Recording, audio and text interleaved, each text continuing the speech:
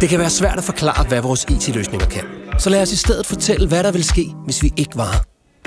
For eksempel vil chefen sidde og vente på dig til mus-samtalen, fordi HR-systemet har haft en ualmindelig dårlig dag, og du derfor er taget til synkronsvømning med veninderne i stedet.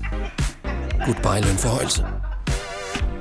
Og sjakket vil stå der i bar helfigur, fordi arbejdstøjet var havnet på en omvej i det midtjyllandske.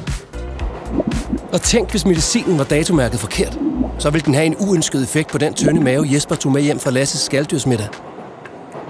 Ordren vil måske ende i Thailand, i stedet for i Grønland.